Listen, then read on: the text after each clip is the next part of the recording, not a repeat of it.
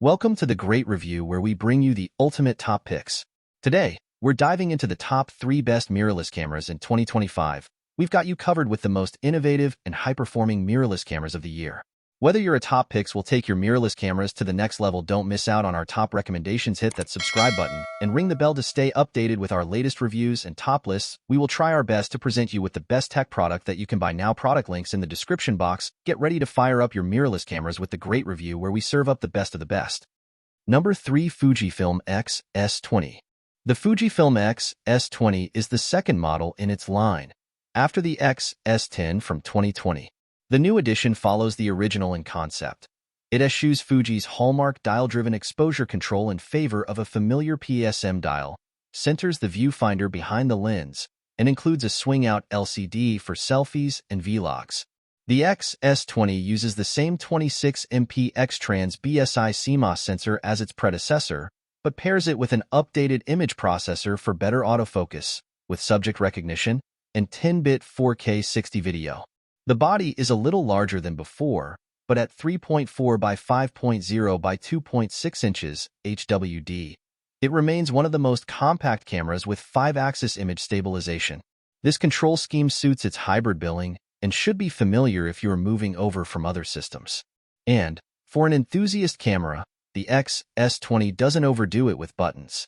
It puts record, Q menu, and ISO buttons on top near the shutter release, and squeezes an additional control dial all the way at the left. This extra dial swaps between the various in-camera film simulations by default, but you can change its function if you prefer. Number 2. Sony A9 III. The Sony A9 III is the best mirrorless camera of its kind for certain use cases, specifically high-speed action and flash photography. It's a brave move by Sony, ever the innovator. The third version A9 III is effectively a first-generation model because it's a whole new mirrorless camera with global shutter. And for a first-gen model, it's amazingly effective.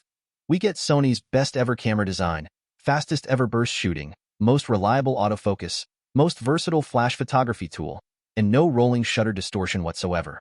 With a custom button, Sony makes it quick and easy to ramp up to 120 frames per second from a mere 30 frames per second or 60 frames per second burst shooting speed.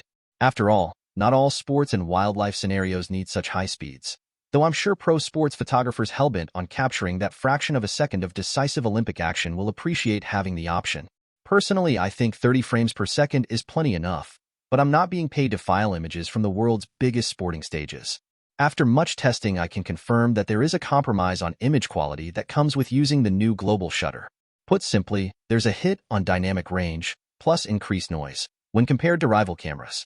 Those who often shoot in low light will want to pair the A9 III with pro lenses featuring the largest possible aperture, such as the FE 300mm f/2.8, to increase light intake. Number 1. Hasselblad X2 D100C. The Hasselblad finally gets the luxury medium format mirrorless camera mostly right. The X2D addresses many of the shortcomings of its predecessor, and it's notably more responsive than either X1D model. The X2D is also a stunning camera to look at, is as speedy as it looks, and its picture quality is simply sublime. Hasselblad knows how to make a good-looking camera. While we had our share of complaints about the X2D's predecessor, the X1D 250C, its looks were not among them.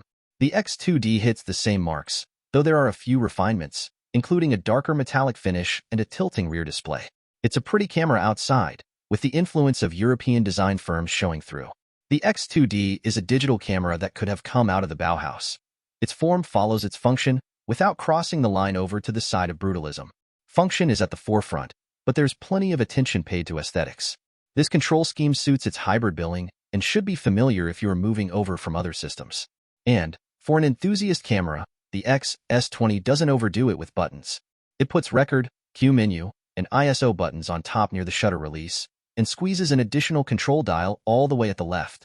This extra dial swaps between the various in-camera film simulations by default, but you can change its function if you prefer. The Great Review. Thanks for watching. If you found this review helpful, please give the video a thumbs up and subscribe to our channel for more tech reviews and advice. We love hearing from you, so if you have any questions or suggestions for products you'd like us to review, drop a comment below. Stay tuned for our next video, and see you then.